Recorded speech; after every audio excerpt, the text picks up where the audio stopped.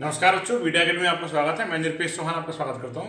दोस्तों, जैसे कि आपको पता है कि एग्जामिनेशन फॉर्म भरने की अंतिम तारीख आ चुकी है, तो आप सबसे हमारा निवेदन है कि आप लोग जो फीस है एग्जामिनेशन की वो जमा करें और अपना एग्जामिनेशन फॉर्म ग्रुप वाइज भरवा लीजिएगा। अभी हमारे पास करीब 15 से 20 स्टूडेंट की फीस आई है, ताकि हम लोग भी वेट कर रहे हैं ताकि आप सब लोग ग्रुप में अपना नाम दे दो और शीघ्र इस चीज़ को इसका डिसीजन करो।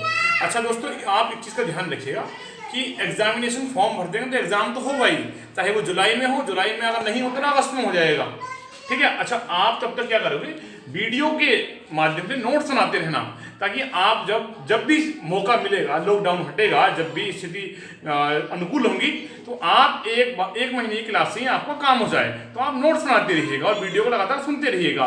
किसी कोई डाउट होता है, प्रोग्राम रन नहीं होता, आप फोन करके अजय सर से हमसे पूछ सकते हैं। चलिए दोस्तों, आज हमारा नया टॉपिक है जावास्क्रिप्ट कंडीशनल स्टेटमेंट। तो दोस्तों, कंडीशनल स्टेटमेंट क्या होते हैं कि वो ऐसे स्टेटमेंट जिनके द्वारा हम कोई एक्शन चेक कर सकें। जैसे कि हमें निकालना है कि जो है कि परसेंटेज निकालनी है, हमें परसेंटेज हमने निकाल दी किसी प्रोग्राम में और उसमें हमने चेक करना है कि यदि परसेंटेज 60 से अधिक है तो फर्स्ट डिवीजन। तो जब यदि वाली बात आ जाए तो इसके लिए कंडीशन वाले प्रोग्राम होते हैं। तो कुछ कंडीशनल स्टेटमेंट होते हैं, जैसे एक कंडीशन है तो इफ का प्रयोग करते हैं, दो कंडीशन है तो हम इफ और एल्स का प्रयोग करते हैं, और ये तीन कंडीशन है तो इफ और फिर एल्स इफ का प्रयोग करते हैं। तो दोस्तों, आइए हम देखते हैं कुछ कंडीशनल प्रोग्राम और उसके प्रोग्राम कैसे रन होते हैं, आउटपुट कैसा आता है। आइए दोस्तों, लैपटॉप स्क्रीन पे हम ले चलते हैं, देखिएगा दोस्तों। तो दोस्तों, जावास्क्रिप्ट कंडीशनल स्टेटमेंट क्या होते हैं? ये विभिन्न प्रकार की शर्तें चेक करने के लिए प्रयोग किए जाते हैं।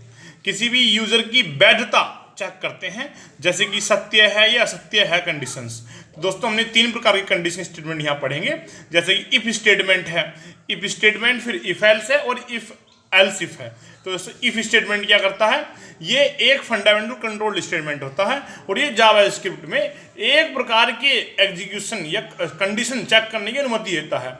ये दोस्तों उसका सिंटैक्स है कि इफ के अंदर हम क्या लिख सकते हैं, एक्सप्रेशन लिख सकते हैं। इफ के अंदर दोस्तों हम क्या लिखेंगे, इसमें एक्सप्रेशन क्या होगा दोस्तों, कोई शर्त होगी, कोई कंडीशन होगी। जैसे कि अगर हमने दे दिया कोई वेरिएबल दे दिया और उसमें हम कंडीशन चेक कर सकते हैं, ग्रेटर देन है, लेस देन है। अच्छा दोस्तों, ये ब्रैकेट ओपन हो जाता है, तो ये क्या होती है दोस्तों, ये बॉडी होती है कि अगर ये सत्य हुआ तो इस तरह से हो जाए। आइए दोस्तों, अच्छी प्रकार से हम उदाहरण से समझते हैं। उदाहरण में इसमें उदाहरण देखते हैं दोस्तों। उदाहरण में है दोस्तों, इसमें एक प्रोग्राम बना हुआ है, आप देख रहे हैं कि एक स्क्रिप्ट हम टैग का प्रयोग करते हैं। अच्छा, HTML और जो इसमें लिखा है और उसके बाद हेड टाइटल वो आप लगा लीजिएगा प्रोग्राम में, नहीं भी लगाएंगे तो भी चल जाएगा, लेकिन लगा लीजिएगा तो बेहतर है, क्योंकि आपने अभी तक हेड और टाइटल लगा के ही सीखा है। तो दोस्तों, बॉडी के अंदर हम स्क्रिप्ट टैग का प्रयोग करते हैं। यहाँ जो भी जावास्क्रिप्ट प्रोग्राम बनाएंगे उसमें हम स्क्रिप्ट टैग का प्रयोग करते हैं। तो दोस्तों, इसमें एक वेरिएबल क्या है, वेरिएबल है एज। तो एज बराबर हमने क्या दे रखा है, 10। वेरिएबल की वैल्यू है 10, हमने एज दे दिया इसमें 10, और यहाँ हम कंडीशन चेक कर रहे हैं कि एज इज ग्रेटर देन 18। तो ये एक्सप्रेशन हुआ कि यदि एज 18 से बड़ी है तो देखो डॉक्यूमेंट डॉट राइट। दोस्तों, ये कमांड है डॉक्यूमेंट डॉट राइट। तो इसमें क्या लिखा हुआ है, क्वालिफाइज फॉर ड्राइविंग। यदि एज वेरिएबल की वैल्यू 18 से अधिक होती है तो ये लिखा हुआ है क्वालिफाइज फॉर ड्राइविंग।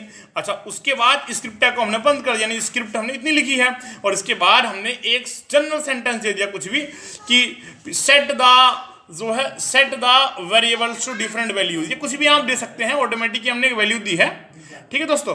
तो इसमें क्या है दोस्तों, जब हमारा ये प्रोग्राम रन होगा तो आप देख रहे हैं वेरिएबल की वैल्यू क्या है, 10 है। तो कभी भी ये कंडीशन ट्रू नहीं होगी, तो हमेशा स्क्रीन पे क्या होगा, इसका आउटपुट आप देखेंगे तो इसके आउटपुट में एक ही लाइन प्रिंट होकर आएगी, क्या आएगी, set the variable to different value and then try. तो दोस्तों, आप क्या करेंगे, इस प्रोग्राम में वेरिएबल की वैल्यू 20, 30 ऐसे डाल के देखिएगा। अगर आप ऐसे डाल के देखेंगे तो लूप के अंदर जो सिंटैक्स हमने लिखा है वो स्टेटमेंट भी प्रिंट हो जाएगा। तो इसके बाद दोस्तों जो है, इसके बाद क्या है हमारा इफ एल्स स्टेटमेंट है। इफ एल्स स्टेटमेंट क्या होता है दोस्तों, इफ एल्स स्टेटमेंट ये दो कंडीशन चेक करने के लिए प्रयोग होता है। आप डायग्राम में देख रहे हैं कि यदि कंडीशन ट्रू होती है तो ये कंडीशनल कोड एग्जीक्यूट होगा, और अगर फॉल्स होती है तो वो सीधे सीधे प्रोग्राम के अंत में ले जाएगा। तो दोस्तों इसका सिंटैक्स भी आपको इसी तरह देखना है। जैसे ये हमने सिंटैक्स देख रहे हैं कि इफ, यदि इसके अंदर पहली कंडीशन एक्सप्रेशन दे सकते हैं, और जो अगर फॉल्स वाली है तो किस में जाएगा, एल्स में जाएगा। यानी इफ का मतलब होता है यदि, और एल्स का मतलब नहीं तो दोस्तों ये कंडीशन प्रोग्राम समझ लेते हैं। जैसे एक वेरिएबल हमने एज लिया, एज की वैल्यू 15 दे दी, अब हम कंडीशन लगाई हमने if age is greater than 18, यदि एज 18 से अधिक है तब तो ये हो जाए, लिखा हुआ आ जाएगा क्वालिफाइज फॉर ड्राइविंग, ये कंडीशन ट्रू हो जाएगी तो ये लिखा हुआ आ जाएगा क्वालिफाइज फॉर ड्राइविंग।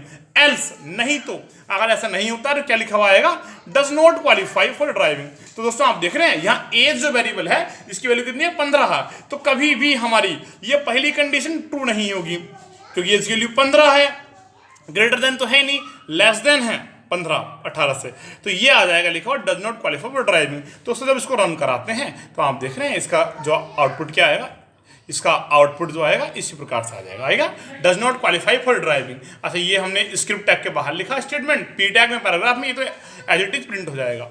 आइए दोस्तों अगला कंडीशन स्टेटमेंट हम देख लेते हैं, इफ एल्स इफ। यदि हमारे पास विभिन्न प्रकार की कंडीशन हो, दो या दो से अधिक कंडीशन हो, तो हम प्रयोग करते हैं दोस्तों इफ एल्स इफ स्टेटमेंट का। दोस्तों इसका सिंटैक्स क्या होता है, इसका सिंटैक्स भी आप देख लेंगे कि इफ एक्सप्रेशन 1, फिर स्टेटमेंट हमने प्रिंट कर दिया, इफ फिर एक्सप्रेशन 2, फिर एल्स इफ एक्सप्रेशन 3। तो दोस्तों मल्टीपल कंडीशन, विभिन्न प्रकार की कंडीशन हम प्रयोग करते हैं, इसे नेस्टेड इफ एल्स भी कहते हैं दोस्तों सी भाषा में।